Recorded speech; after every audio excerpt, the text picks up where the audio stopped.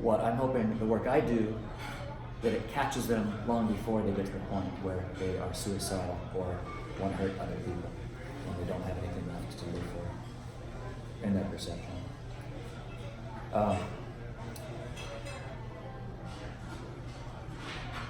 Some of the guys have never been kissed. A 26-year-old who messaged me last night, for example, never been on a date, never been kissed, scared that his inexperience will make him unappealing to women. Not true. Partially true, but not the whole story. Very much not true.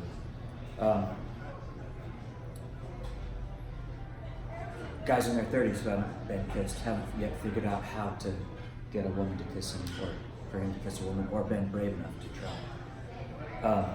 Just think how weird they feel. They feel like they're from another planet. They feel like, this is what they tell me, they feel like the women are from another planet, humans are from another planet. A psychologist that I study with, my mentor, says the most dangerous person in the room is the one with nothing left to lose.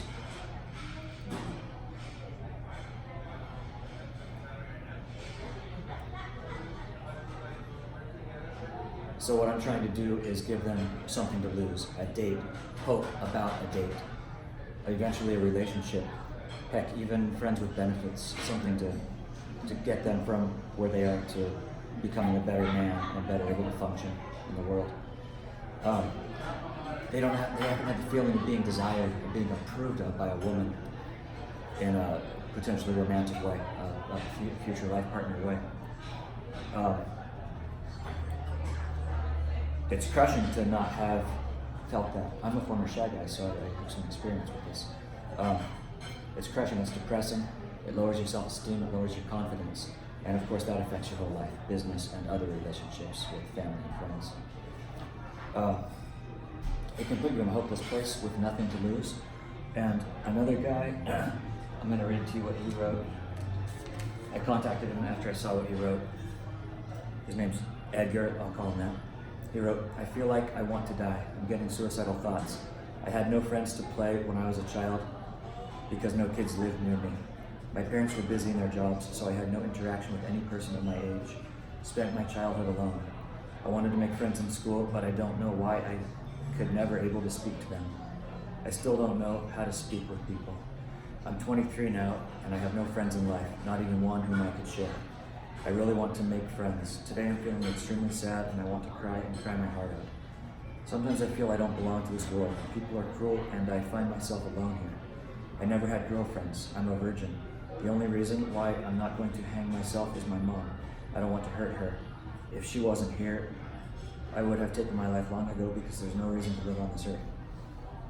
So, I got in touch with him, and I've given him some hope. I have a methodology I use to give him hope. I empathize with his experience, and I honor him for even his bravery in posting on there. A lot of people who are suffering aren't brave to post, they're just stagnant. So there's always something I can honor him for. Sometimes I'll look at his profile and find something else. I considered putting those two together, the empathy and the honoring, like a virtual hug. I'm reaching out and trying to show some warmth. And then and you can do that no matter pretty much what people are going through. But then if somebody's going through something regarding women and dating and loneliness, then I have specific experience and stories and skills, and I can tell them about these things.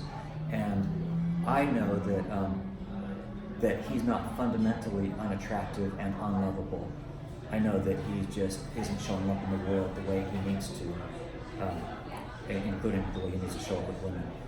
And I'm so sure of that I bring that through to give him some hope that he can change a few things, he can learn a few things and start learning some skills and a new mindset and a new heart set and show up differently.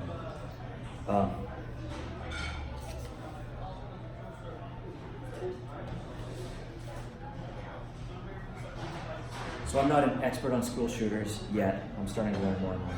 And I'm not a psychologist. I mentioned earlier, I'm an expert on giving hope to shy guys and lost men.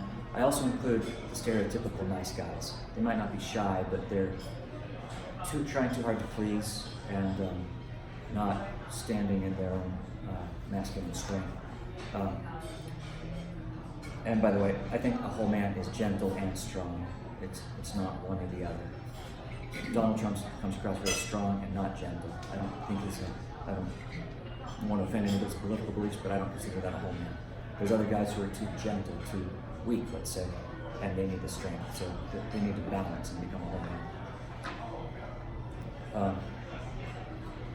I was a lot like these guys, painfully shy. I felt fundamentally unattractive to women, physically and personality. I didn't see gentleness as a strength back then. Now I do. I was gentle, but I saw it as weakness. Sort of like the distinction between vulnerability and weakness. One is a strength, that vulnerability is actually a strength. But a lot of men are afraid of it because they think it means weakness. My usual experience with women was being rejected or getting stuck in the friend zone. But here's how my life actually turned out. I got pretty good at attracting and connecting and seducing women. Don't worry, I'm married now. I have an amazing wife, two great kids, and so it turned out pretty good for me. I went from that guy. I wasn't ever going to be a potential shooter, but I was definitely suffering and not giving my gifts to the world, really. I was held back, hiding, not showing up, to being really good with women and being able to start showing up and giving my gifts. Being shy, I was scared to talk to women. I was scared of rejection, and this is a very common fear of men. I've surveyed them actually, and they said those two things, and it's really the same thing. It's approach because you don't want to be rejected. Afraid of approach. And so I first started figuring out how to get women to make the first move, to either come talk to me or invite me to come talk to them.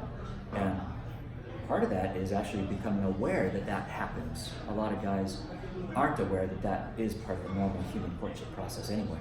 Women inviting a man with their eyes or where she stands or whatever, touching her hair, to invite him to come say hi to her. And so they're clueless and the women get frustrated. Anyway. And even if the guy does recognize a signal, if he's shy, that guy was, he'll talk himself out of it. He'll think it's not a real signal, that he's misreading it. So, one of the magic bullets that I give shy guys who are suffering is techniques to get women to make the first move. And one of them, the very first one I did, I actually brought for show and tell, the shirt I made. I was in college, was totally shy. I made a shirt. Don't judge too much. And okay, I'm skinny now, but I was like 30 pounds less then. So in college, I was like, I'm about 6 foot, and I was between about 115 and 130 pounds, depending on how much I was eating any given semester. The shirt's body for sale. And so it's an obvious joke, but it's also bold. And it was bold enough that I had it made at a mall. I had them put the lettering on it, and for $10. And I didn't wear it for, I don't know, 6 or 8 months because I was scared to. And I was scared of friends making fun of me or whatever. I didn't know what would happen. I made it hoping some woman would talk to me, you know? And so I went to Vegas for New Year's Eve and I thought, okay, this is the time. And I put it on, and on New Year's Eve, you can't park on the strip, you park off strip and take shuttle to go to the strip. And on the shuttle ride over, this beautiful nurse came over and said, hi, your shirt's really funny. And she started talking to me. And I had no idea what to do. I was clueless. No game. I define game as confidence and relaxed confidence. If you can be confident and relaxed at the same time, that's a pretty good game. Social skills also. I didn't know any of that, but she carried the conversation. Thank you. And because I wasn't able to. And told me I looked like Conan O'Brien. I wasn't sure if that was a compliment. But she said she loved him, thought he was a genius. But I didn't know how to get her number, try to hang out with her, and so we she shared her beer with me. I think I got a cold from it.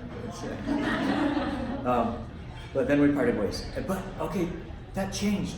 Like, it started changing everything about how I saw myself in this thing called women and dating and how the world works. Because before that, I thought I was fundamentally unattractive.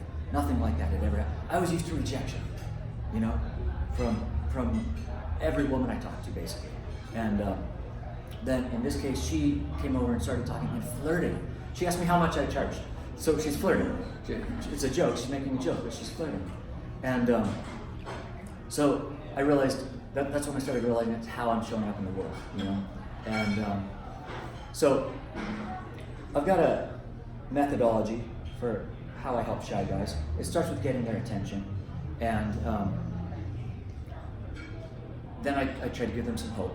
And if I can do those two things, then I've got their attention enough that I can start helping them get some skills and helping them change their mindsets. And at that point, I want to get them in a class. And so I've got a page on Facebook and I advertise to get guys to come see it, because I'm trying to get their attention and wake them up a little bit. And some guys do come and post things like, all women want is money and I'm done with them. There's a movement called Men Going Their Own Way, and some guys are giving up on women. They're just they say they're gonna go get a prostitute and they can afford her. And so they reduced what should be a beautiful thing to just a transaction without the relationship. And have you guys heard of that term incels? There's the shooting up in Canada, and so this word incel came into the public discourse a little bit. It's a truncation of involuntarily celibate. And so they want to have relationships. They want to be physically intimate also with women, but they can't. That shooting was this year in Canada. And I think not all incels are going to shoot. I think they're suffering. Anyway, on my page, people will interact with me, sometimes very hostily. And I actually have so far never deleted a comment. Even people will use cuss words at me, and my first instinct was to delete it. But then I thought, this guy might be a shooter someday, and if I at least hold space here for him, maybe if he's really down, he'll come back. And so on the guy who was the most hostile, I actually posted, I know you're probably not going to take me up on this offer, but you're welcome to call me, and even if you just want to tell me off man to man. But I'm trying to keep a space there for them to reach out to me.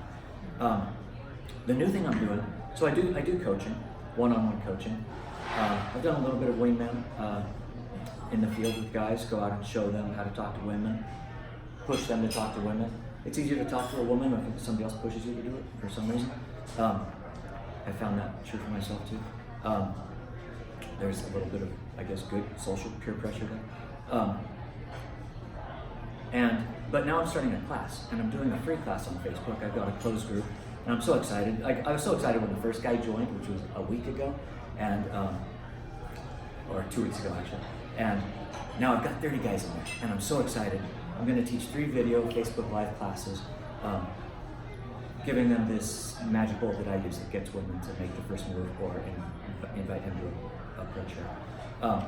And then the guys that want to go deeper, I'm going to do a more robust program. I'm going to have a class starting around the beginning of the year, so that next year on New Year's Eve they don't have to be alone at home, having negative thoughts about how everybody else is getting a kiss and they're not. I'm also starting a men's group in my area, and I'm kind of doing it as a franchisee. There's a guy that I've known for many years who's really good at helping men and women connect, and he's starting this franchise basically of men's groups and women's groups, and they'll work together as needed and as opportunities allow to do experiential work, practices, sometimes physical things with other men, sometimes maybe giving a guy a safe space to rage, because men and women don't have a place to rage, a safe place to rage.